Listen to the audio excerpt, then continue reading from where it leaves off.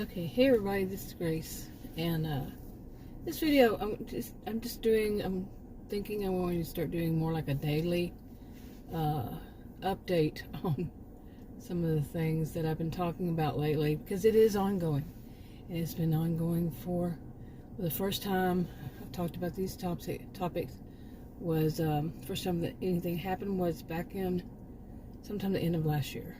I need to look that up, but I think I made a video about it then. Okay, you know why I do this, so no kids. I had to stop because of some kids. But look at this guy. It's been like this all day. Anyway, and some things have become rather hilarious, I guess I should say, with all of it. I think, if I remember, I'm going to try to put a video I made, just snippets while I was waiting for Adam to pick up something that he ordered at a grocery store. And this was an what do they call it? International foods store. That's not the name of it, but yeah. And he had ordered something from there. But I had a topic that I was going to talk about in this one, because it's so much of it's the same, because it's this, I'm getting the same results. Maybe I should say what I'm talking about, but if you've been watching any of my videos, it's about things that have been happening in my life that are pretty strange. Adam's seeing it, he's experiencing it, and some of it involves a really strong, not joking, odor on foods that we buy at grocery stores. He's been to some by himself, without me. I mean, by himself. But he's been to some. I've been to some by myself. We've been to some together. This has been going on for months. And it's to the point where the person who's been the one to do the grocery shopping and cooking meals, since I was 18 when we married, I don't know where to shop anymore. I've tried several chains, you know, not the same store, not the same corporation that owns them, we believe, and several chain stores, several stores within each chain, not all of them, but we still will find at least one item. Today was the one item but I only bought 4, so that had the odor on it. It's very strong odor. Seriously, when I get it on my hands, I have to wash my hands several times to get the odor off, the stench. It's so, some would call it a man's cologne that smells okay. It's a scent. It's an odor to me, and my suspicion is that it's a cleaning supply. And I've actually had it from one store, 2 people the same day. Adam had called me on the phone and said, go ask them. You know, ask one of those people. And working there, and the guy had just walked past, and I asked him, he said, you're probably smelling what we clean with. He was around my age guy. And then I got to the front, and where I went, Adam had called and wanted me to pick him up some cigarettes. So when I checked out, I went to the part where they have the cigarettes, the aisle, the lane, checkout place. Turns out it was the manager, or as she called herself, a member of the management team. And I didn't know. I don't know these people. And I told her, oh, well, because I'd already spoken to another manager there. I said, did she ever find out what that odor was? And she said, I don't know. She didn't say anything to me, but she told me, she says, you're probably smelling what we clean with. We have to clean every morning. She was very proud of that fact, that they clean before they open up every morning. But it stunk. The groceries that I had bought at that time got out, and some of them had that odor on them. So every time, every store, pretty much. Actually, I think there was one time or twice, 2 different stores that I didn't have any odor on the items, but that does depend on what the items are. I'm noticing more and more each time something happens, or it happens to Adam. He smokes, and he usually doesn't smell anything. I don't smoke, and yeah, he says I have supersonic smell, but that's it. But he's smelling it. It's very unusual for him. So that's some background, man. So much background. Okay, and the other thing is about people trying to basically, both of these are new phenomenon to me. Seriously, to me. And I am 59. I'll soon be 60 years old. 60. Okay. Never really experienced these in my life. But people basically, it's a new attitude, maybe. You know, I talk about people who are basically all around toxic people. But they believe that they're so superior. And now superior, people acting superior is nothing new to me. But that they have the right to tell you how, when, and on what topic you get to speak. When you get to speak, how you are to answer a question, that kind of speak. How you are to answer it, and if you're going to say anything, they're going to tell you what topic you can speak on. And I'm not talking about online. I'm talking about in person. Okay, what is this new phenomenon? What's going on here? I am a sociologist, master's degree in sociology, taught at college and university. This is not norm.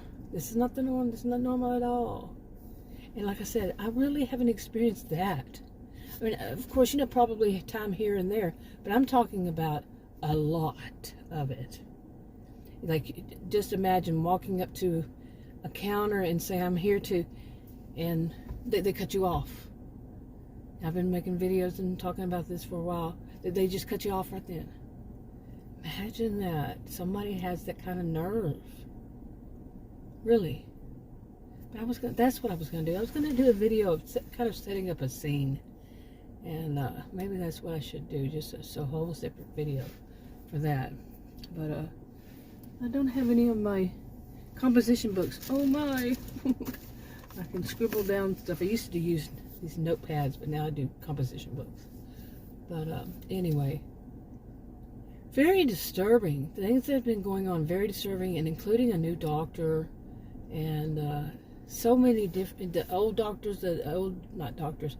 Ooh, you must have dropped your whole soda out of your window, or your coffee. Oh, that's funny. They do a Yui. They do a Yui right here, where I'm sitting. And there was coffee. It was a white car, and there was like a coffee or a soda staying all the way down there next to their driver's window. Yeah. Uh-oh. But anyway, like I said, and I really want to get back to what I want to be doing, but this is so unbelievable. I am serious. And Adam, if I remember to put that on the back of the end of this, what I filmed before that place, Adam's cracking up laughing because of me saying these things. And then when I got home, I had made I cut the video short because he came out and we left. But I got a phone call from someone that Adam says, really, we need we've been saying this, we need a vacation away from all this stuff. And because it's not just happening to me, like I said. Happening to Adam. Oh, you got a little boy running around out there, a little bitty, let's say 3-year-old boy by himself. That's not wise. Really not wise. That car just passed by him. That was not wise. Yeah, I'm talking to nobody, but the person, how could somebody do that? Really? Real life happens in the middle of the video, and I'm glad I don't show kids in my video. That's why I do this. Like I said, and I'm watching this. What's on people's minds these days? Seriously. Oh, he's got this is maybe a 2-year-old, year and a half. Boy, no. I hope you watch both of them a lot better than that. I'm Mama Bear, I'm telling you. No, that was not wise, mister. Oh my goodness. Not at all. But These are the way I do my videos. So yeah. But really, it's been exhausting. And now I'm at the, there, you can go through these different stages with something like this.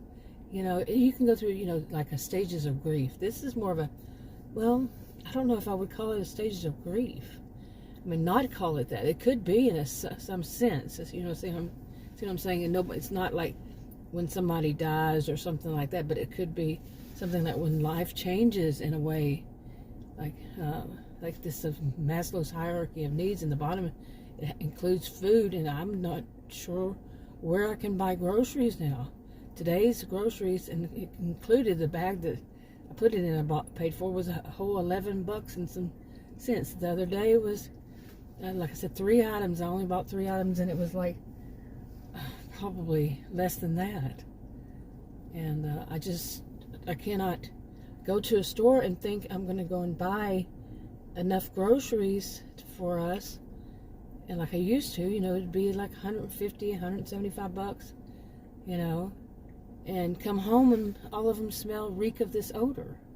So that's changing my life, and it's like going through some kind of a, that kind of grief or that kind of change. Let's just call it change, and that's and at this point I'm like, I don't think I'm going to say anything to that doctor that's being so rude and so, like I've said that about, he raises his finger. And if I add that on there, you'll hear what I'm talking about. So I'll let you listen to that. Hopefully I'll add it on. But just people trying to shut it. I can honestly say I'm fairly certain it's not just me, but I am one person who's experiencing it and one person who does these videos. Does my videos for my channels is me, and so I have to put it as this way, that what is happening to me. Boy, these clouds, man, something else here. But all day long, yeah. Anyway, this is unbelievable. Some of this stuff is just unbelievable. But anyway, I think I'm gonna wrap this up, and hopefully I'll remember to put that on there. I'll talk to you on another video. Bye. Okay, hey everybody, this is Grace, and hopefully I'll put this on the same channel as the one that I made a video for earlier today. Hopefully I'll put that one on that channel. I have been going through some stuff lately. It's been unbelievable with people, especially, well, I can't even say men, okay? But people thinking they can tell me to be quiet. Now, I'm not a noisy person in public. And I've mentioned this, you can't judge by my videos, because these are videos. This is when I get to speak. Okay, seriously, sometimes I'm very serious, because I've mentioned in videos before that somebody can ask me a question and I'm gonna say, okay, and all of a sudden they do whatever, talk over me or whatever. I'm around far too many people these days are histrionic. They have to be the center of attention. Man, it's the story of my life that I've seen these people. Had them in my life. I grew up with one, well, not even just one. But I grew up around people who had these narcissistic, histrionic blends of behavior. Some people I know have actually been diagnosed with borderline personality disorder. Some people might think that's it. I don't diagnose. So I'm just saying their behaviors. Like histrionic has to be this. Some of them, they don't all do the same. They want to be the center of attention, like I just said. Negative attention, I've said so many years now. Negative attention, positive attention, doesn't matter as long as they're getting attention.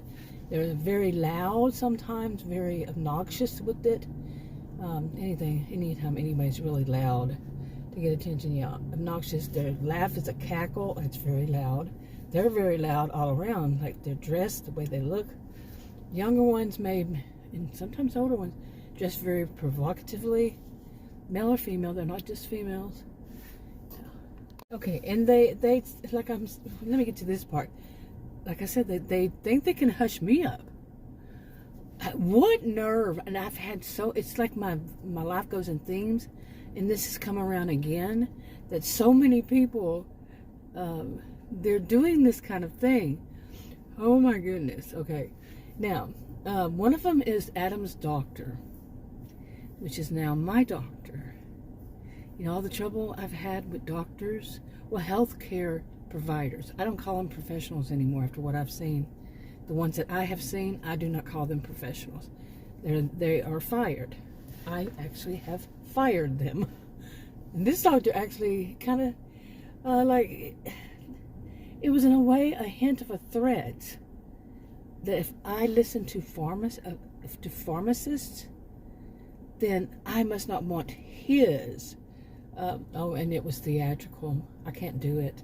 I'm not a theatrical type person, you know, to be like I'm on stage and all the drama involved in it. But if I want to listen to, how did he do it?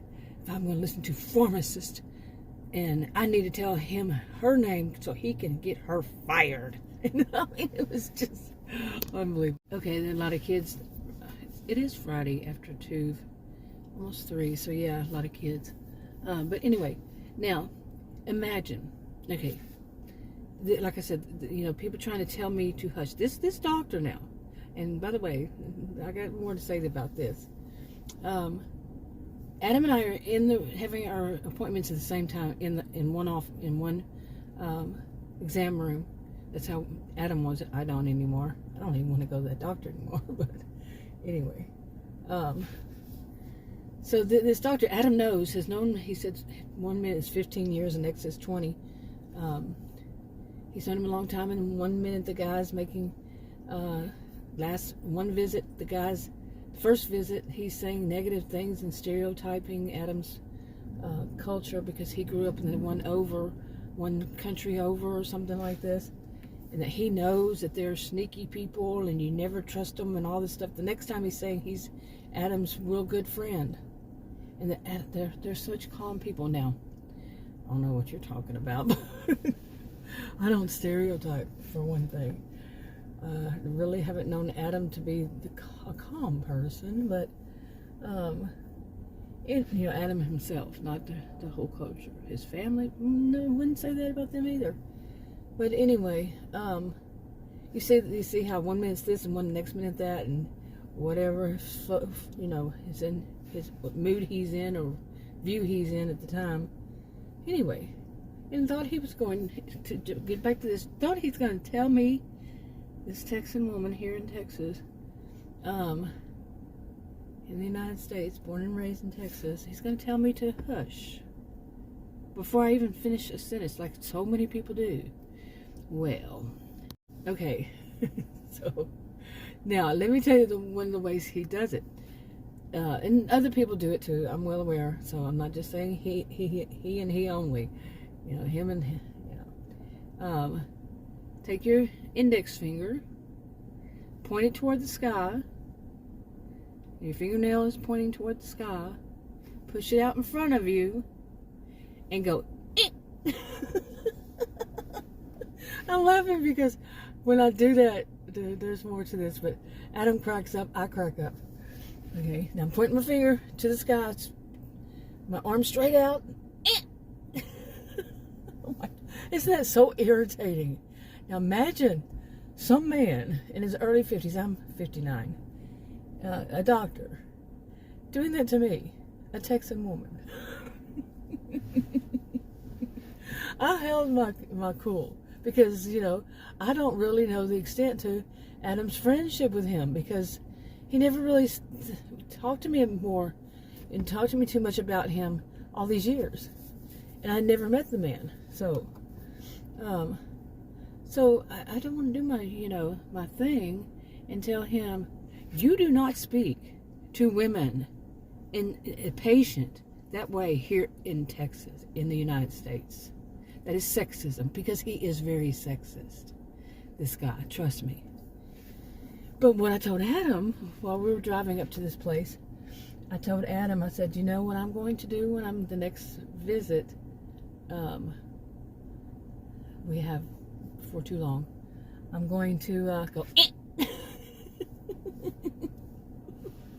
Okay, maybe I'm just being a little silly with this, but I have to because I found that so unbelievable that any person thought that they were going to tell anybody, especially a doctor telling a patient, to be quiet and about their own health care. You know, he asked me a question. It was an open, I think they call it open-ended. That does not sound right. Open-ended. It's been a long time since I studied that. You're closed and open. Anyway, it does not require a yes or no answer or just one word. And he told me he did this kind of thing more than once, and I'm just sitting there going, just wait, just wait. And like I said, he threatened that if I listened to pharmacists, then I must not want his care and I can fire him. What he's doing is trying, and personally, this is what I think as a sociologist, master's degree in sociology. That's important to my stories. Taught at college and university. It's important to my stories to mention this. What he is doing is what I just now more recently heard the term for, but it's called, and I've experienced it, it's called medical cherry picking. They basically, and lemon dropping, medical lemon dropping too. They basically want the best patients that don't have too many complications. So, some of it could be, this could be it, let me put it that way.